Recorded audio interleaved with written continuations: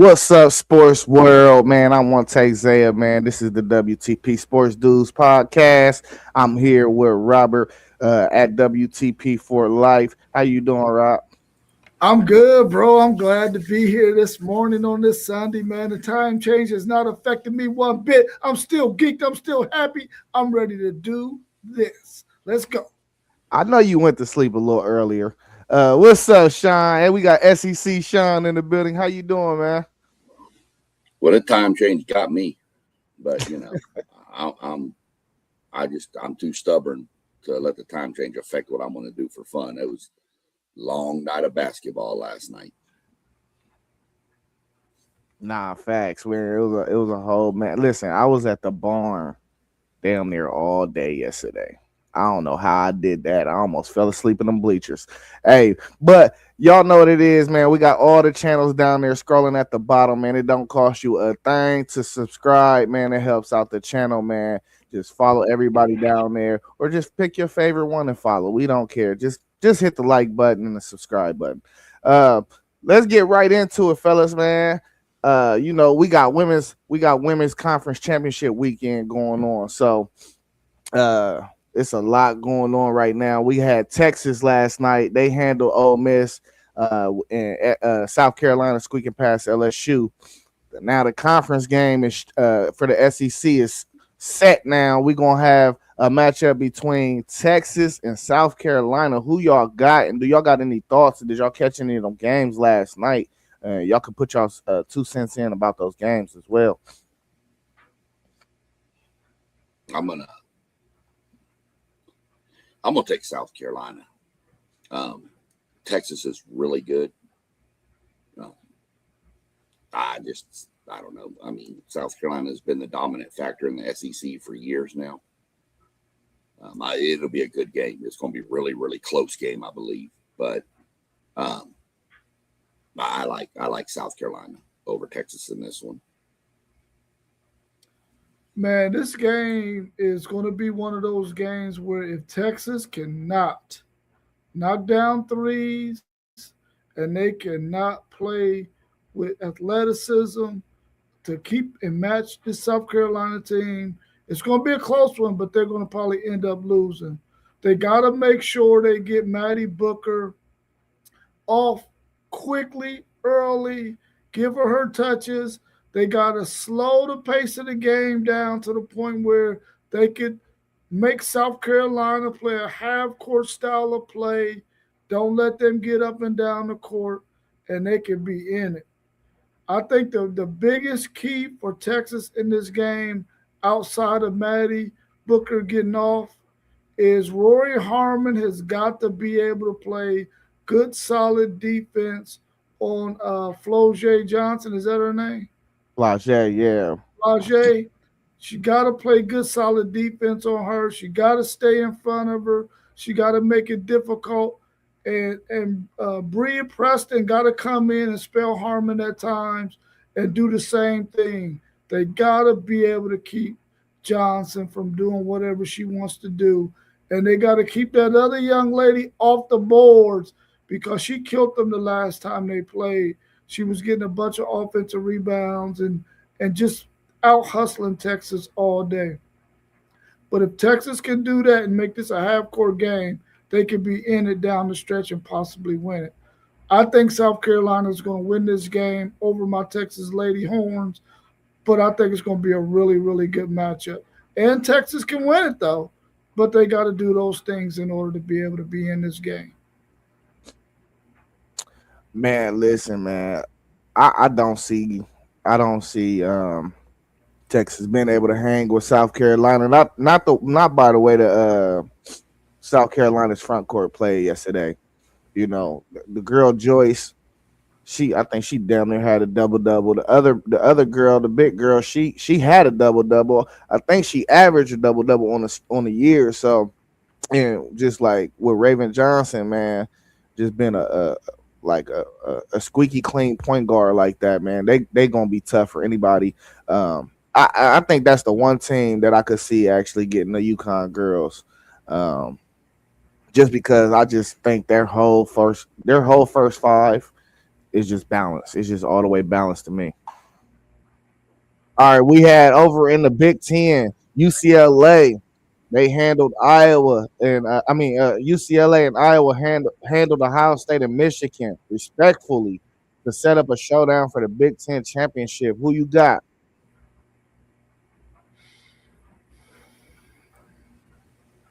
Well, I was going to let Robert jump on that one, but I'll jump in. I'm going to go UCLA.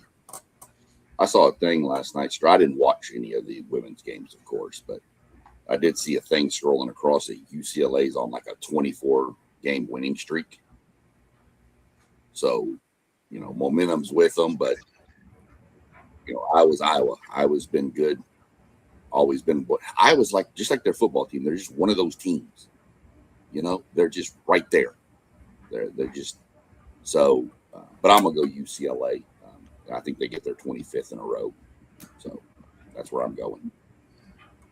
Yeah, I'm taking UCLA as well. I don't think they've lost a game since they lost to Texas early in the season, early in the season, and they've been on a heater since. I don't think that Iowa's going to have enough. They got the big girl in the middle for UCLA that's been playing really good basketball, along with the other players around her. I don't think that this UCLA team will even make this game close against Iowa. They're going to thump them pretty easily. I'm taking UCLA in a blowout. Yeah, I got UCLA, man. Their size. It's so difficult matching up with their size, man. They got both of the best sisters. They got solid guard play over there. I don't. I mean, Iowa. There's definitely a good program. Caitlin Clark put them on the map for sure, but I just don't see enough high end talent over there to get through the size and talent of UCLA.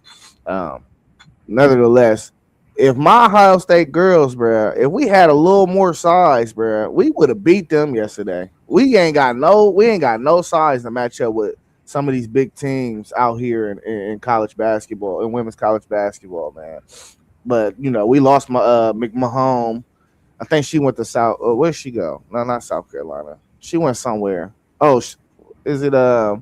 It might be. She might play. No, she don't play for South Carolina. She went to the SEC, I think, though, somewhere. But we we letting people out of the state too, man. Like Barry Wallace and girls like that, man. We got to stop letting some of these girls out though that can really ball.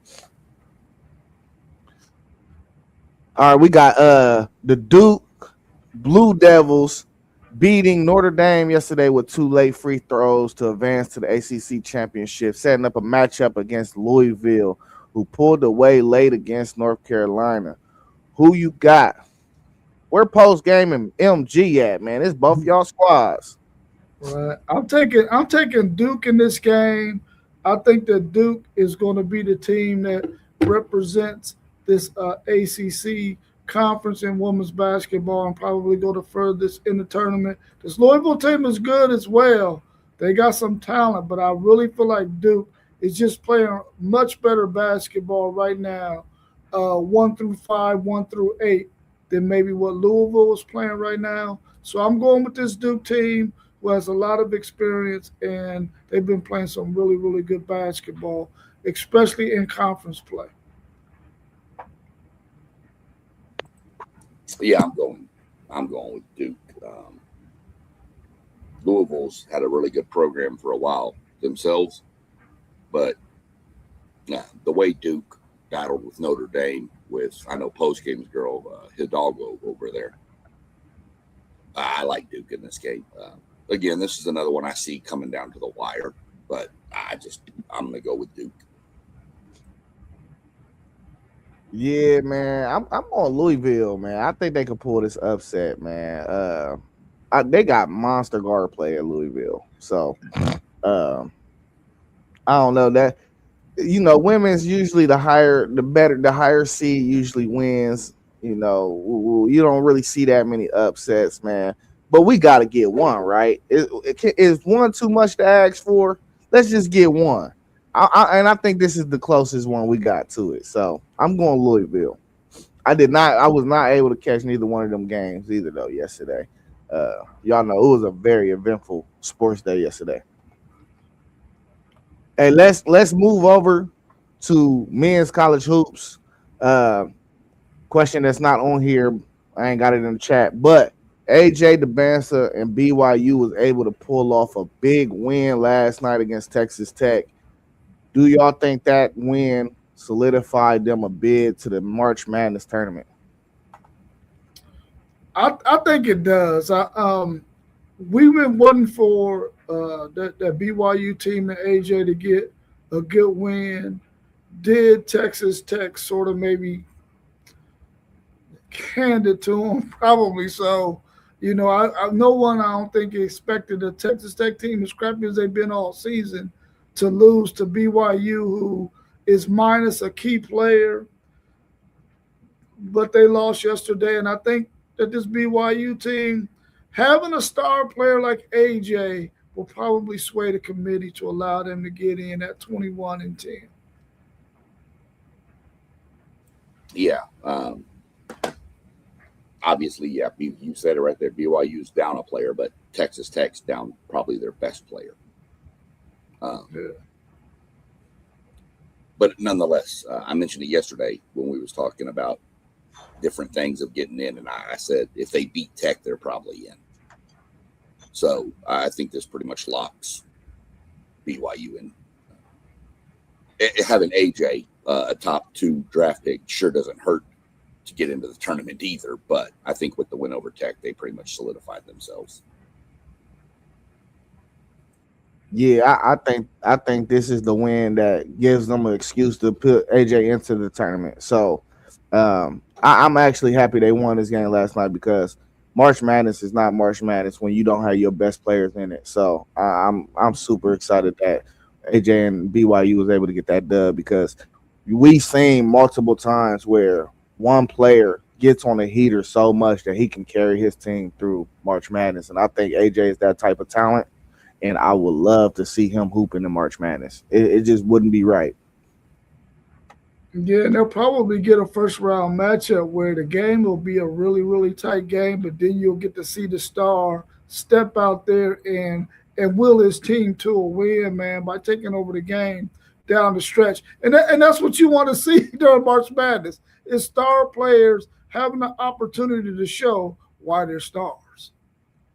Right. And don't be surprised if they lose first round or whatever in the tournament, the conference tournament. Don't be surprised if they're not in the play-in. What seeds are the play-in again? I can't remember. It changes. Not from year to year, but typically it's an 11. There's 2 11 seeds. So Yeah, two teams will play for 2 11 seeds. And then there's normally, I want to say it's a 6. Yeah, that's what I was thinking in my head. I wasn't sure though. I thought it was 2 11s and 2 6s. We keep moving, and I'm going to look it up real quick because Lenardi has it out there on Bracketology. Okay. I'll come back and then verify that. They might be 9s. They might be 9s though. I think 9s are too low. I think it's 11, and there's something higher, like a 6, 7. But we'll go verify that real quick for everybody that's tuning in that has the same question, and we'll get back to them. Yeah. Hey, yesterday, man, Darius Acuff sat. Arkansas was still able to get a dub.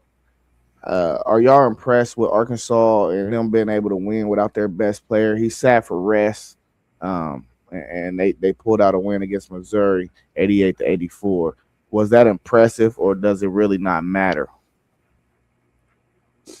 No, I think they got enough players on that Arkansas team to beat a team like Missouri. Kudos to them for being able to have a game at the end of the season where they can rest a player like him, so that he could get some rest going into the SEC tournament, and then to get ready for the big tournament, the round of 64 or 68, however you want to look at it. But I think that Arkansas team has enough good players on it that they didn't necessarily need him to beat Missouri. Even though Missouri will give you a game, as you can see, it was close, 88-84.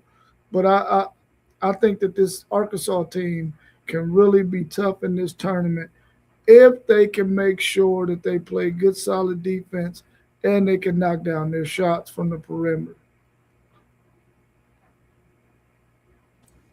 Yeah, I mean, to jump back on real quick, you're going to have it's actually there's one team, there's a game for an 11 seed and a game for a 16.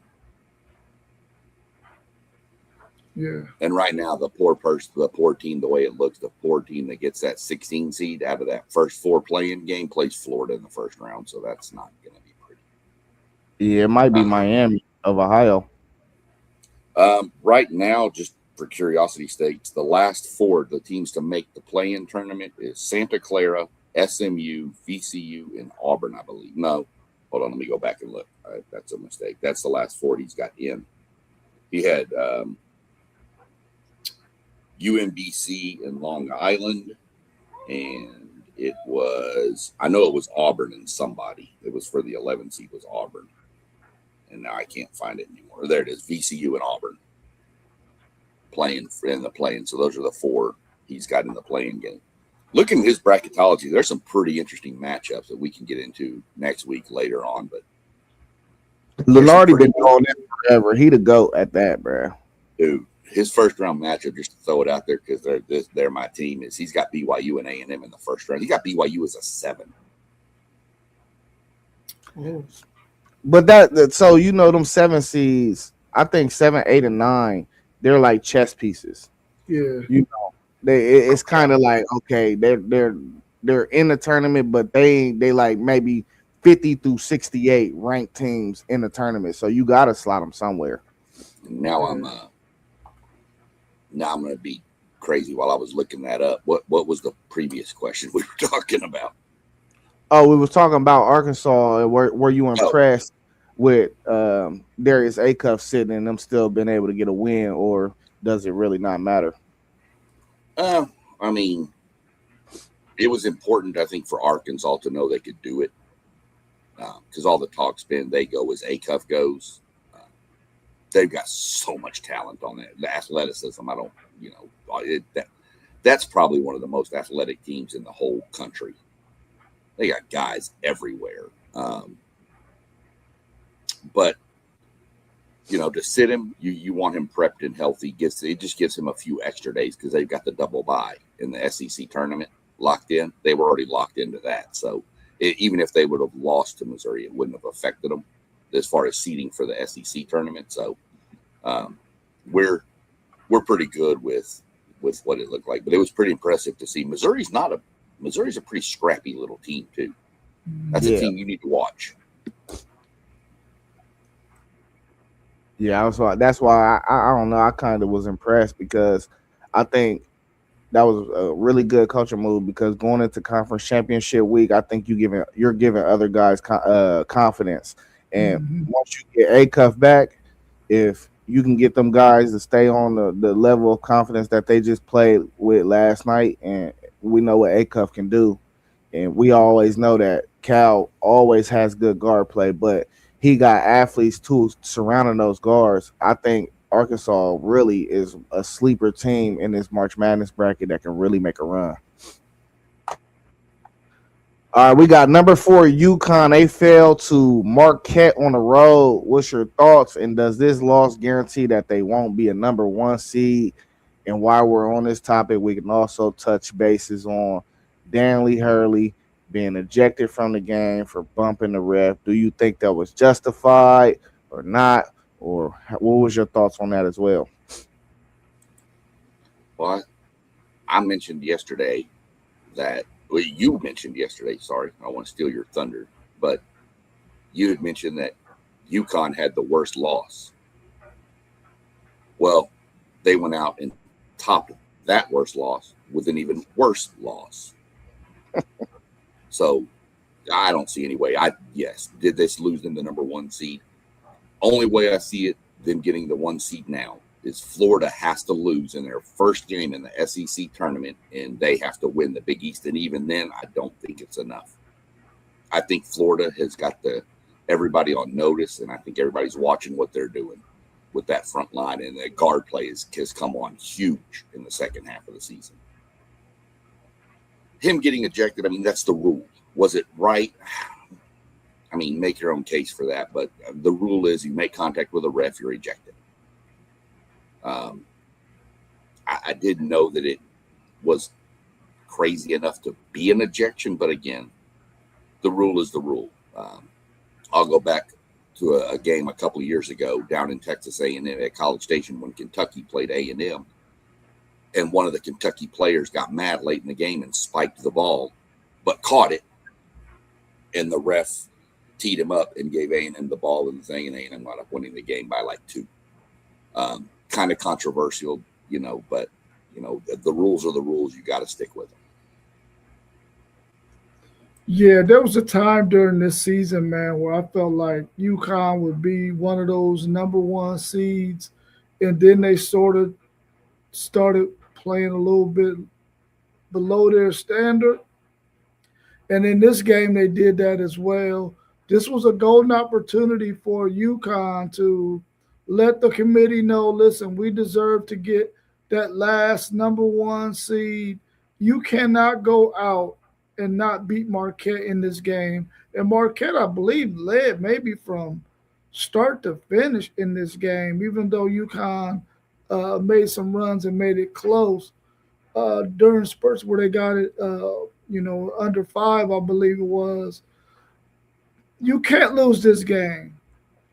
And I know the frustration that the coach was having with maybe some of the refereeing that was taking place. But in a game like this, on the road, I believe it was, you got to expect that, man. You got to expect that the other team is going to come out and play hard. They're going to try to do everything they can to defeat you. You're the best team in the conference. You got the bullseye on your back. The coach in that situation, even though there are times when you got to do something to get your team to know that you got their back, you can't be bumping referees. You don't even have to get that close to him to let him know how you feel about however they're refereeing that game. But I'm putting this on the players because you knew what was at stake. You know that. I know you had to hear the buzz that Florida might get that last number 1 seed. You just can't go out there and lay a goose egg like that and be flat. You got to go out there and seize the moment and take that game. And they didn't do that. Marquette pulled off that win. I believe that the coach should have gotten ejected from that game because, according to the rule, you can't bump the referee. And he's talking like he didn't bump the referee. But sometimes when you're in the heat of the moment, you don't know how far overboard you've gone. So he should have got ejected out of that game. But he got to make better decisions going forward. Yeah, nah, Rob. They ejected him from the game, but it was at the end of the game anyway when it happened. Yeah. So it was just like whatever. But like after seeing this, what do y'all think UConn's ceiling is? Like, do y'all think they can make it to a Final Four? I don't. So. I mean, I don't think they can make it to the Final Four. I don't. Go ahead with your thoughts as to no, and I'll go with mine.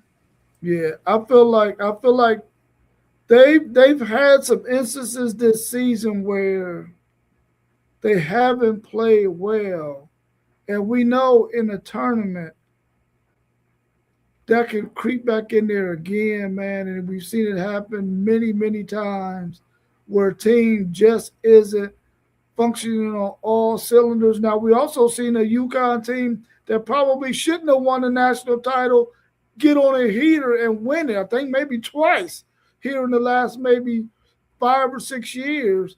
But this team, I don't think it is built like that. I think they got some things in the back of their mind that let them know that we might not be able to compete at a high level. And then when you think about Duke, Arizona, Florida, and a couple of other teams that are in this tournament, man, that could possibly give UConn some issues, I don't think they make the Final Four. Make the Elite Eight, they can definitely do that.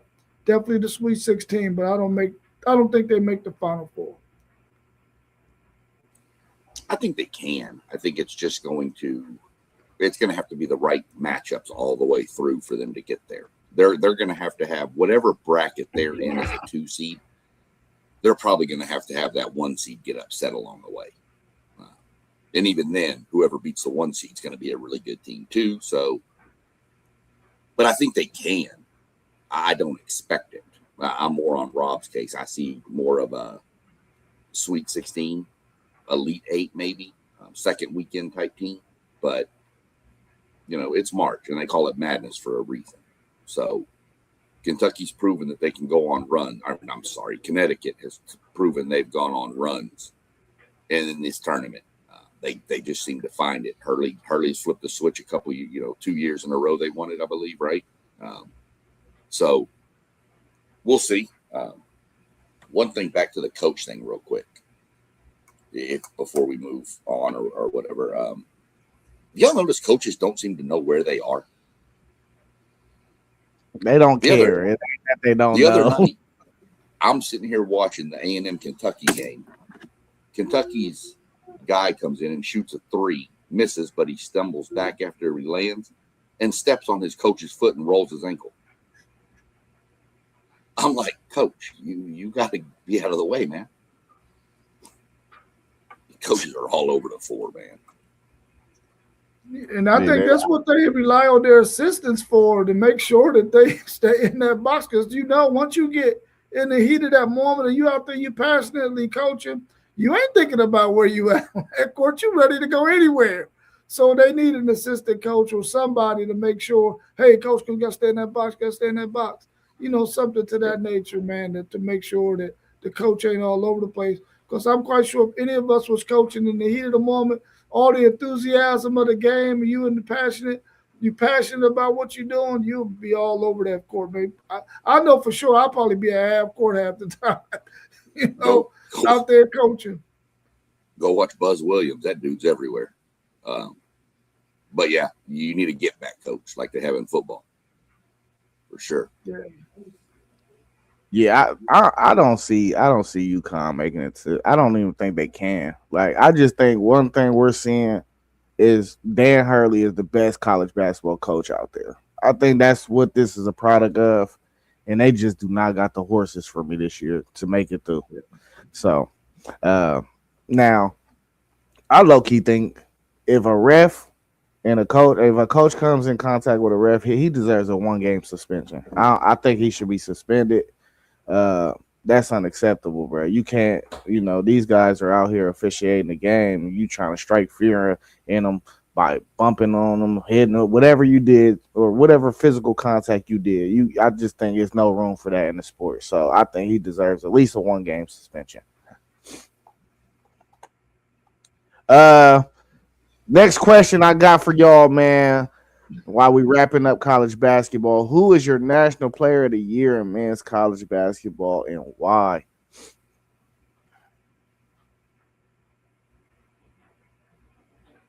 I'm gonna have to go with the Boozer kid. I feel like what he's been able to do for this Duke team, he's really been their glue, rebounding, scoring, passing.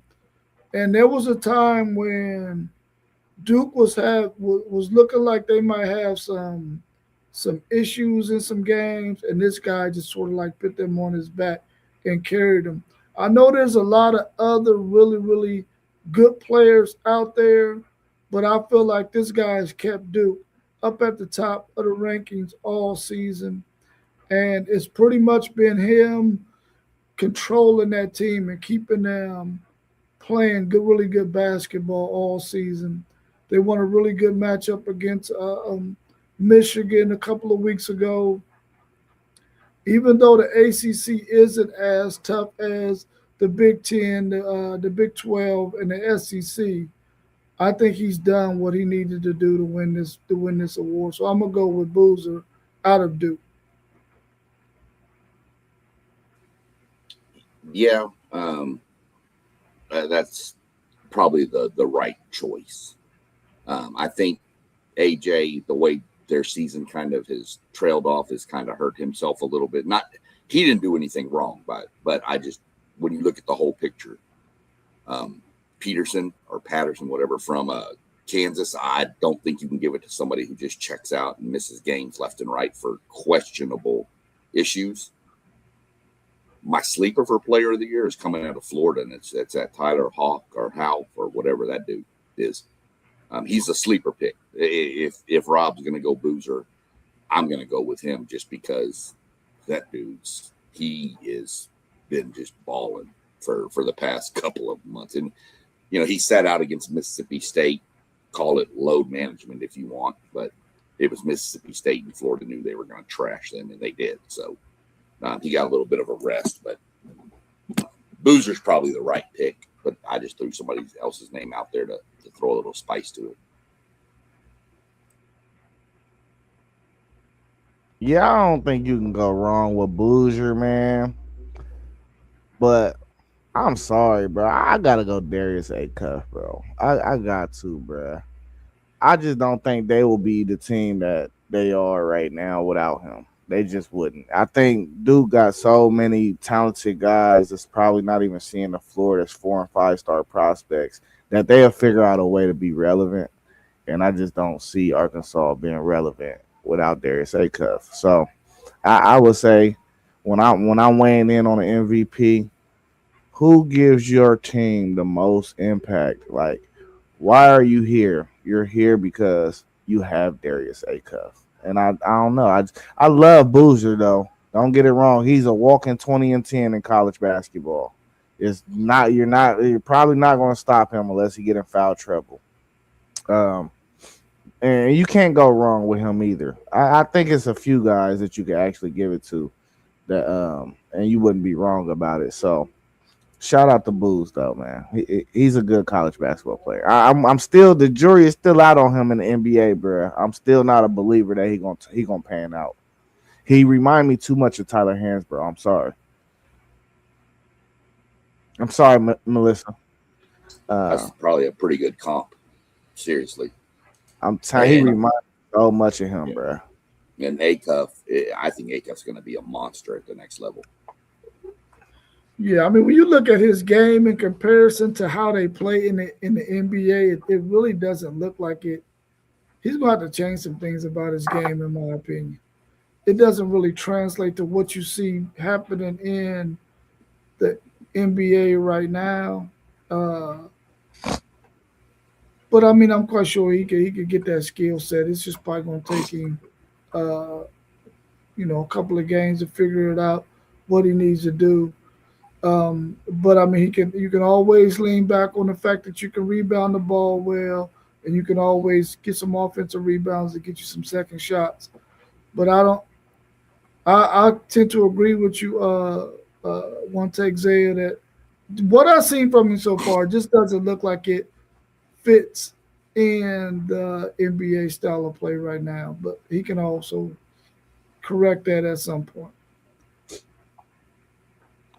Yes, sir. Hey, let's move over. Let's pivot to the NBA. We got about 20 games until playoff time. Who do y'all see coming out of the East and Western conferences? I'm going in the East. I'm going Boston. I know Detroit's, on top and great, but with Tatum back and the way I don't see Boston losing the East. I've been on Oklahoma City all year, saying they probably the best of the best. You got to beat them to go. I'm pivoting to San Antonio.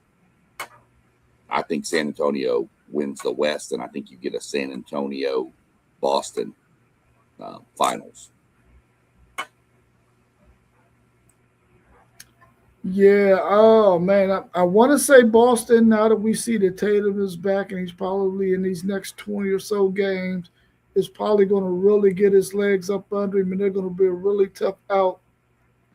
I really want to see what Joel Embiid looks like once he's back out there on the court playing like he was playing before he took this little injury timeout, to see if maybe these Philadelphia 76ers can probably dethrone Boston. But if I had to pick a team, I'm going to go with Boston. But I think Detroit is going to have something to say about that too. I thought New York was going to be able to put it together, seeing that they made it last year. But they don't seem like they could get enough out of Big Cat to come out of the East. So I'm gonna go with Boston. We'll hope that Philadelphia can get this thing together and possibly beat them.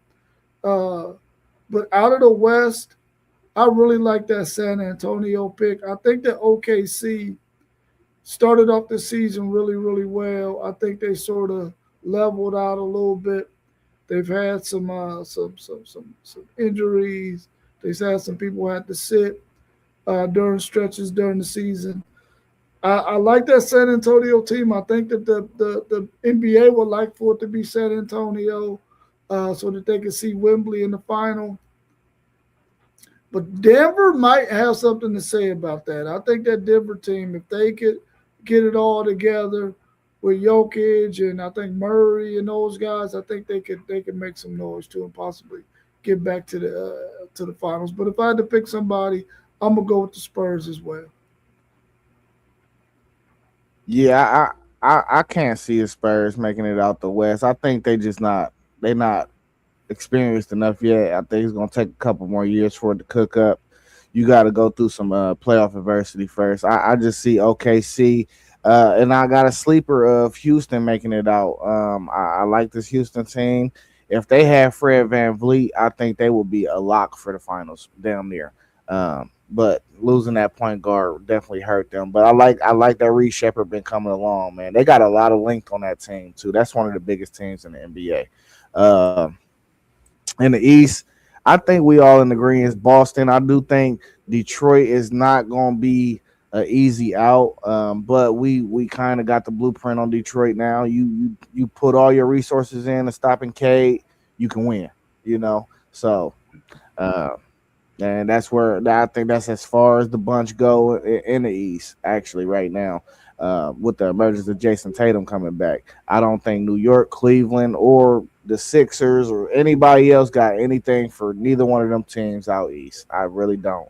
Um, but hey, we done seen crazier things happen.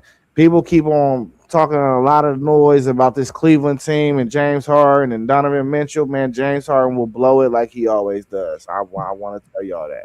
Okay. Facts. So I have no worries about Cleveland. Um, and that's where I'm at with it, man. Listen, this the thing though, and I want to say this respectfully to everybody that is in the NBA. The Spurs do got an alien on their team. You know, Wembanyama is unreal, bro. Hey, I said he was the best player in the NBA this year. I was moving a little too fast. He right there though, but next year, as long as he come back and keep on working on his game the way he has been and take care of his body and all that, woo, woo, woo, I'm telling you, next year it's not even gonna be close because now he's starting to find his spots on the floor, and that's just gonna be different, man. It international players that are superstars, it takes a year or two, maybe year three, before they really figure out the NBA game because it's so much different than the international game. Go back to Dirk. Dirk was good, and then Dirk started making a name for himself. I think the Spurs are really good. I mean, plus, if it does come to them in OKC, you got to remember they're 4-1 versus OKC this year. They've dominated. Maybe 3-1. You don't play nobody 5 times. No, you do in the West. You play them 4. You play everybody 4-1. And if you in the West, you play everybody 4 times. If you in the West and you play the East, you play everybody twice. So that's 4-1 right there. That what are you looking at? ESPN. Yeah, they got errors on there too. I'm trying to tell you. I know how the NBA schedule broke down. You hear me? Hey, matter of fact, you play everybody in the West 3 times and everybody in your division 4 times. That's how the breakdown is. That's fine. Yeah, ESPN is definitely known to make mistakes. That is for sure. But nevertheless, it is what it is. Yeah, yeah. Regular season is regular season basketball. The game slows down tremendously in the playoffs, and that's where I think the Spurs still gonna have to figure that out. Because they be having Wemby on the wing too much. Put that boy on the block. You gotta put him on the block, bro. He's 7'4", and he walked like a giraffe. And they haven't even made the playoffs with him there yet, right? That's his other thing is health with him. I mean, there's something to be said about playoff experience. Yeah. So, Nah, facts. Hey, who is y'all's NBA MVP?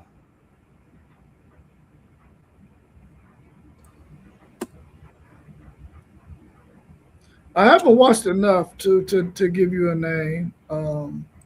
So I'm gonna defer to you two on that one because I just have not watched enough NBA basketball to pick a guy.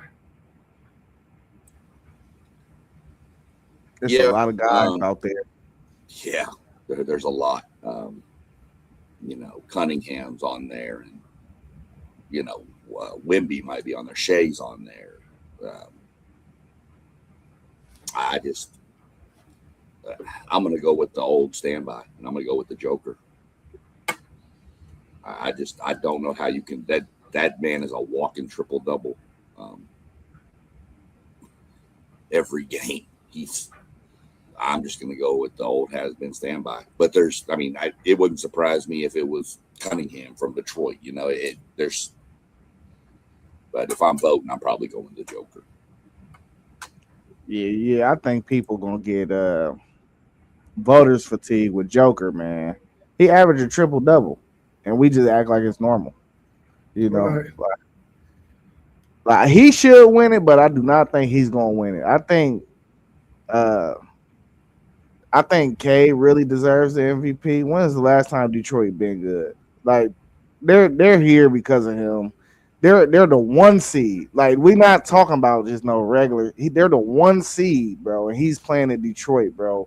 And they ain't been good in 20-something years. Almost 20 years. So I think he deserves consideration. You could make an argument for a lot of people though. Shea is there, Luca is there. Luca's fighting for the scoring title right now.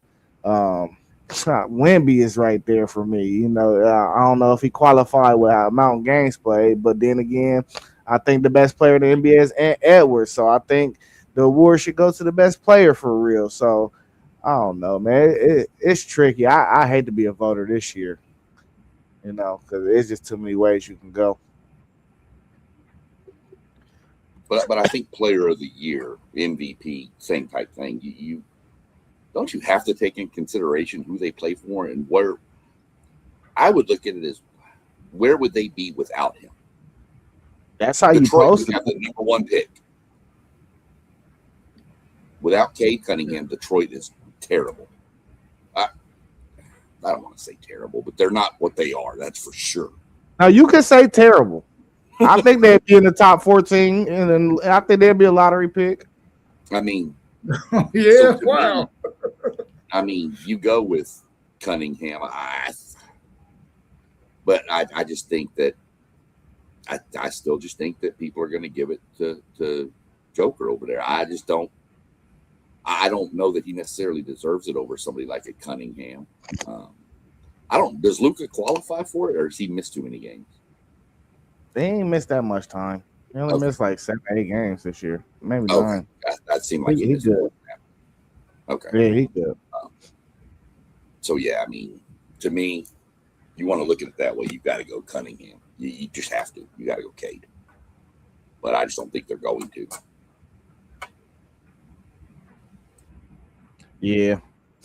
Hey, y'all got anything else to add to the NBA before we move over? Real quick, Idea? there was a thing that came out yesterday. I've got to do some more research on this, but this is something I'm going to look into. There's some battle going on between the Dallas Stars lawyers and the Dallas Mavericks.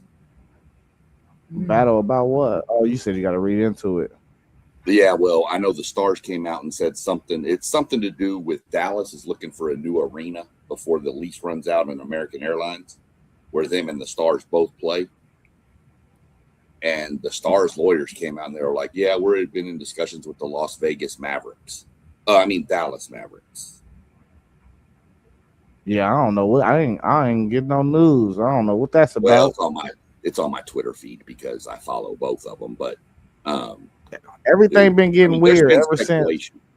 There's been speculation that these owners are going to move them to Vegas, but now there's talk of Vegas potentially getting an expansion team, so that would shut that down. But now the rumor is that if that happens and they get an expansion team, the owners of the Mavericks are going to sell and go be the owners of the Las Vegas team, which I'd be happy with because I hate this ownership team. I feel like everything been getting weird over there at the Mavericks organization ever since Mark Cuban sold his majority. Mm-hmm. I feel like he was one of the best owners in the NBA for real. Players loved him. He gave them everything they wanted. Players loved to play for him, but he wanted to go do other things and sold the majority stake. And then he got Nico come in and started trading people off for a pile of dog food. You trade probably the highest generational talent recently for a guy who's always disabled. I mean, I don't know. I expected him to trade Cooper Flagg before he got fired. I'm glad they fired him, but I really thought they were going to trade the number 1 pick. Man, they about to get AJ too. Watch. It's about to go crazy. Hey, let's switch over though to the NFL, man. We done seen in this past week some 2 monster trades. We had Trent McDuffie to the Rams and Max Crosby to the Ravens. Which trade do you guys think was more impactful? Man, both of those things, man, are impactful, man. I'm looking at this thing like the Rams already knew. Listen, if we don't get a defense that can compete as well as Seattle's defense, we're in the same division with them, we're going to be in some serious trouble. Getting McDuffie was a really, really, really, really, really, really good move. I think that's going to help them out a lot. I don't know what the Kansas City Chiefs was thinking about by letting McDuffie get out of there, but the Rams are sure happy about that. That's huge, and we all know that the Ravens' pass rush was dormant last year. They didn't have anybody that could get after the quarterback.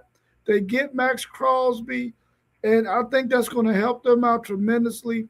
Both of those teams got what they needed, but if I was to have to pick one, I would say the Rams getting McDuffie was probably the biggest because of the fact that they're in a division with the Seattle Seahawks, who we know their defense is unbelievable, and they got to be able to match serve with a good defense as well in order to be able to dethrone Seattle going into next year.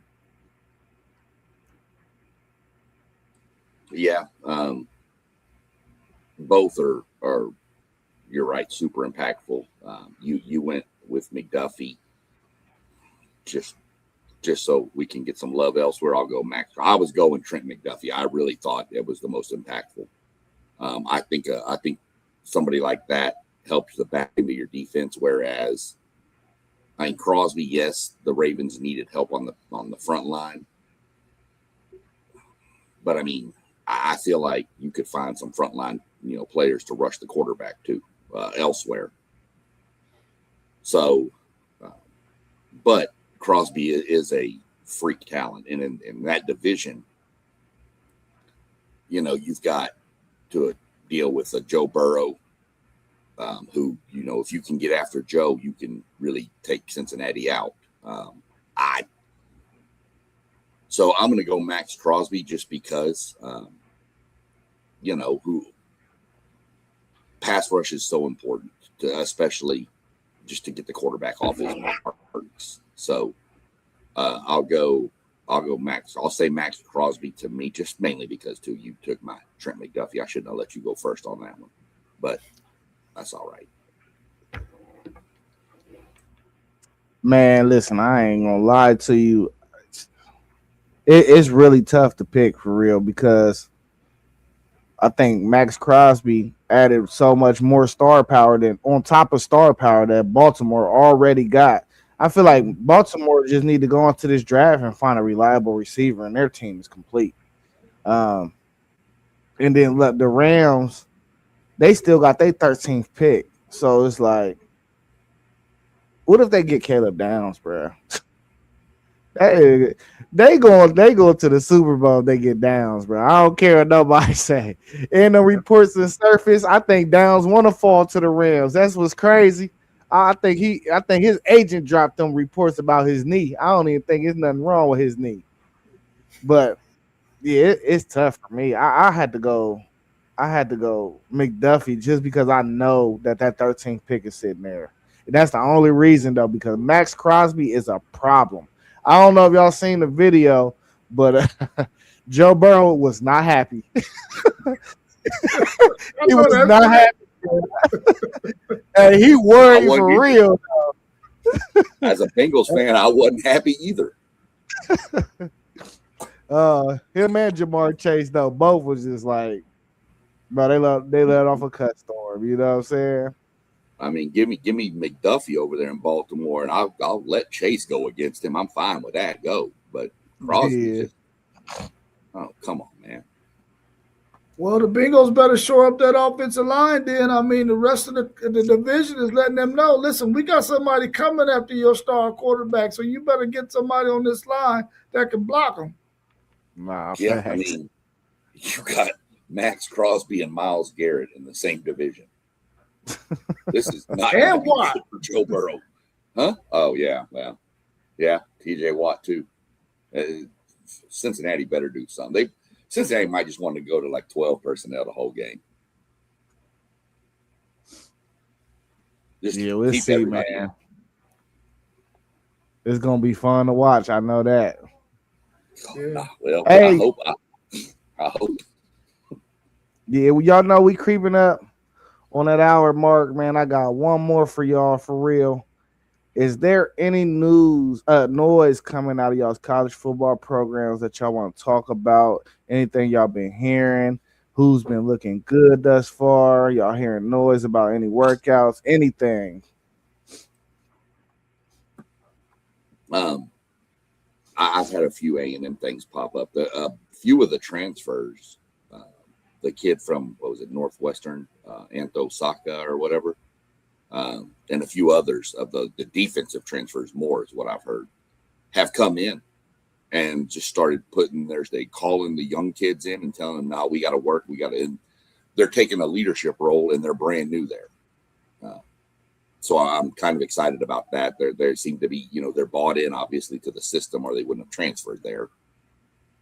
So I like what I'm hearing with the young kids coming in, and the new kids coming in and taking some kids that are there but are younger and telling them, let's get to work. Let's start building chemistry on the defensive side. Because I think we can all agree, if you look at A&M last year, besides Reed's turnovers late in the season, the defense were stopping the run was the big problem. And these guys, I have heard about that. The kid from Tulsa, the linebacker, and they're like, no, we're going to fix this. And I believe they start spring ball next week. I'll have to look up the start date for it. I mean, that's what I think it's next Monday or just tomorrow, actually. I'll have to look up the start date.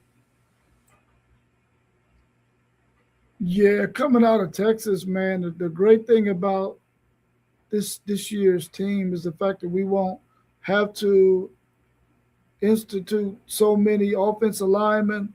Trevor Goolsby is going to be out for maybe all of the spring, which allows us to work another guy in there because we already know what we got out of Trevor Goolsby. To be able to get another guy that can work right there and get all those first team reps, to have a guy that if somebody goes down that can come in and fill in is going to be great. And the fact that Arch Manning is going to be out some of spring as well really allows what's the backup quarterback's name? Dang, his name slipped my mind that quick. But anyway, the backup quarterback will be getting those first team reps, which can really help him get up to speed in case we had some games where we had some blowouts, and he can get out there and do his thing. I'm really excited about the fact that we have a really nice two-headed monster in the running back room that where we're really good at is outside zone. Both of these guys are really good outside zone running backs. And the year before when we had Jaden Blue catching the ball out the backfield was a premium for Steve Sarkisian in that offense. So we're going to have that reinstituted again. And we got a really, really good inline tight end that we got out of Michigan State that's going to really help us with the run game as well. I'm excited about what Texas is going to look like. They did really, really well in the portal, defensively, offensively, and I think we're going to be in for a really, really good treat. The thing that scares me, though, is the fact that schedule that we have, and we got 9 straight, I think it might be 9 straight games, 8 or 9 straight games where we don't get no break, and I don't like the way that feels.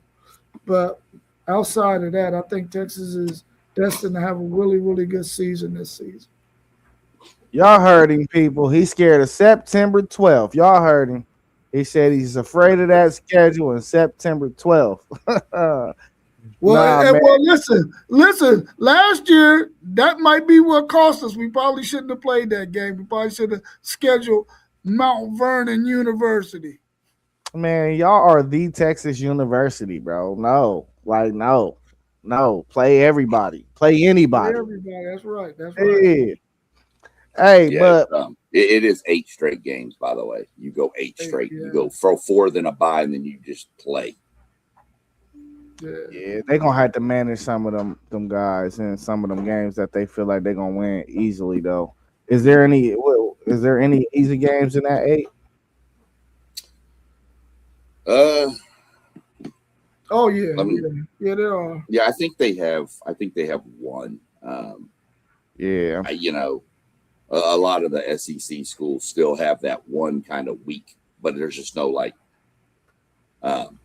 Some of them have it all at the beginning of the season, and I can't get to their schedule right now. But some have that one mixed in. I think like A&M only plays 2 at the beginning of the season. I think Texas does too. I think y'all have a weaker game in the middle down there in that 8-game stretch because I think y'all have Ohio State, whereas we have Arizona State in the first like 3 games. Mm-hmm. So. I'd have to go look, but I think y'all have a game in the middle of the season that's kind of a weaker. I could be wrong. It could be 8 straight SEC for y'all. Well, we only got 4 road games, so that's what's so spectacular about the fact that we got that 8-game stretch. We only got 4. We only got 4 road games. Yeah. Y'all only leave the state of Texas 3 times. Yeah. It don't matter. They can lose in Texas. Are y'all good at rotating? What do you mean? Like in games, like do y'all rotate? Like offensive line, receivers? Oh yeah. Oh yeah. For wide receiver, the only way you're getting on that field is if you get in that circle of trust. And we think that we got 2 receivers who probably won't be starting that can get in that rotation. So I think that's going to happen for Texas. In terms of the offensive line, they got a lot of experienced guys coming from the portal that's really going to help Texas out.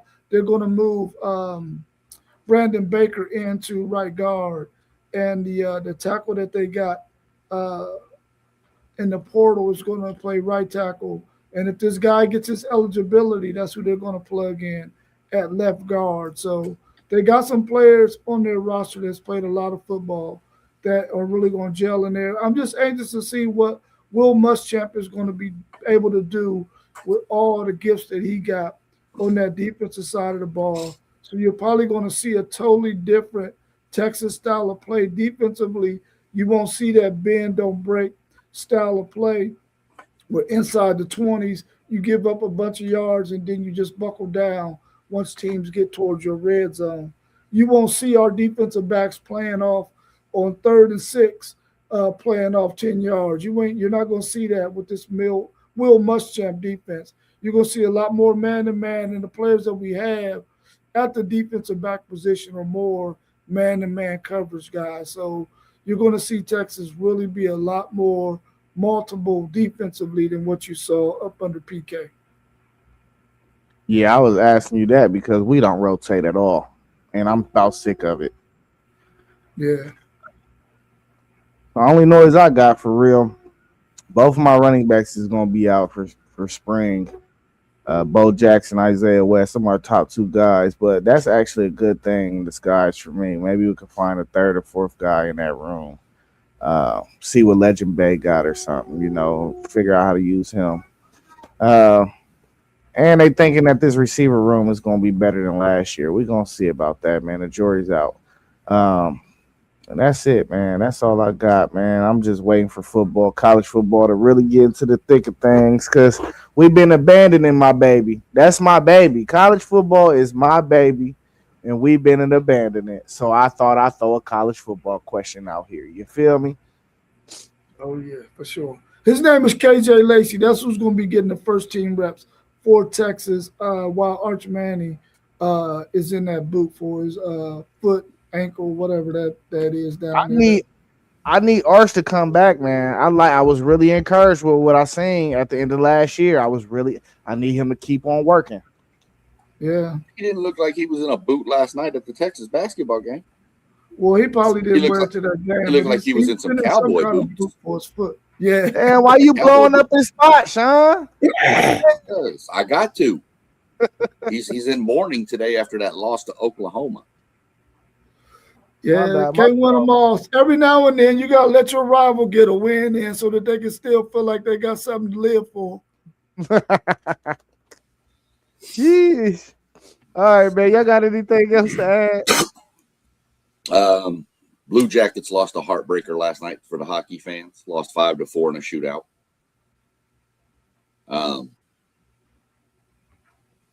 Really not much else. Ready for these college basketball tournaments to crank off. How weird is it to see Kentucky having to play in the first round of the SEC tournament and not get even one bye? Yeah. That's crazy to me. I don't know who y'all play in the first round, Robert, but I know we get a bye, and then we take on the winner of Oklahoma, South Carolina in the second round. But I don't know who y'all match up with right now. I want to say y'all match up with LSU or somebody like that. So, really, all I got going. Of course, got my NASCAR race today, but other than that, not much. Yeah, my Buckeyes, we got the AC in our tournament. Yeah, I haven't looked at the bracket. It's out, but I haven't looked to see. I know who we play, but I haven't looked to see who Texas has in the first round yet. It don't matter. We busted them up. Stop it. Yeah, okay. We'll see how that happens. Yeah, so we'll just have to see how it plays out. Like I said, I think y'all got the 10 seed or something. Let me see who y'all got. Oh, y'all play Ole Miss. Oh, the former coach. Yep, you play Ole Miss in the first round. Yeah, bust up. And then you should get, I think you get Vanderbilt after that. Or, no, maybe Georgia. So I have to go look at the bracket. Going to be an interesting week. Men's college tournaments are always crazy. Moss said, "Good morning, homies. Preparing for the new job and work day." It sound like you had time to come up here, bruh. Yeah, I'm calling you out. Yeah, right. I'm calling you out for that. Sound like you had time to come up here because you ain't at work yet. Yeah. I'm the guy. Hey, y'all, I'm the guy. I hold everybody accountable.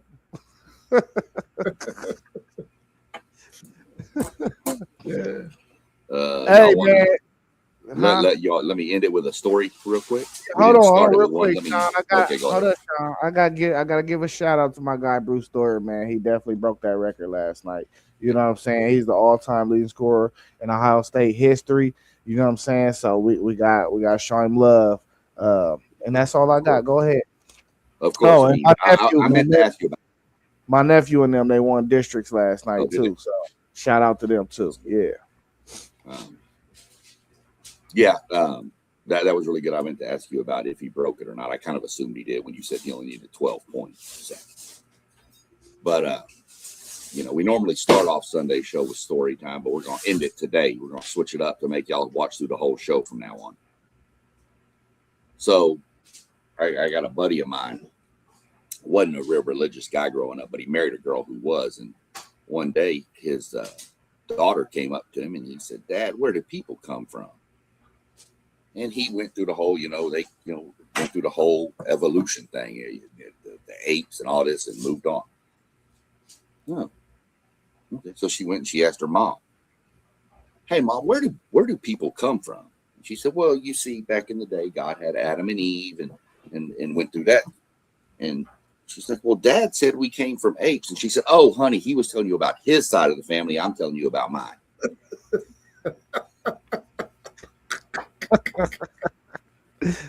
Oh man.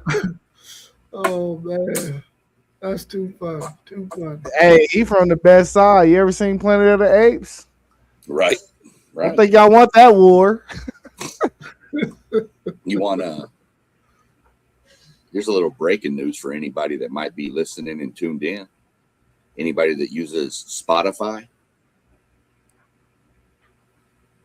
I actually have figured out a way to put our podcast on Spotify now. Man, thank God, because I couldn't figure out how to do it.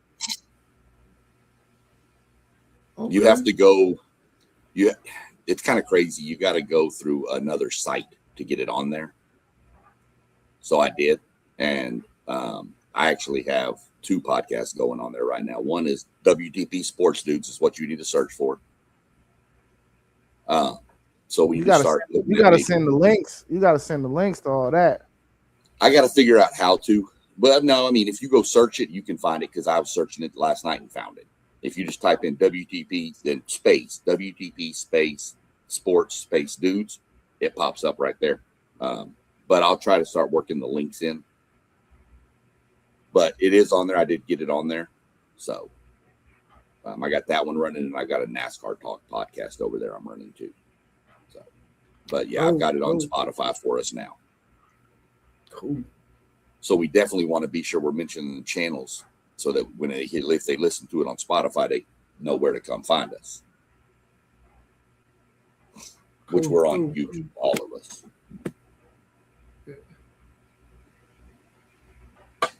So. All right, man. Y'all ain't got nothing else? Nope. Right on the 110 mark. All right, man. Thank you for everybody. You said what? We had a good game last night between A&M and LSU. I didn't get the 3 overtime game. That was a good game. Yeah, I mean, you could have brought it up when we was in the college world, you know. We're good. It wasn't nothing to talk about. I didn't want to hurt Rob's feelings even more. He needs his feelings hurt, bro. Hey, but y'all know what it is, man. This is the WTP Sports Dudes, man. I got Rob to my right, SEC Sean down at the bottom. Everybody's channels is scrolling at the bottom, man. It don't cost you a thing to hit subscribe. Turn that notification bell on if you do want daily content sent straight to your phone or your tablet or your TV or whatever you watch our podcast on. That's Talking Sports Sunday for y'all, man. We about to get up out of here. Y'all got anything else y'all want to add? Nope, we out. All right, we out. Peace.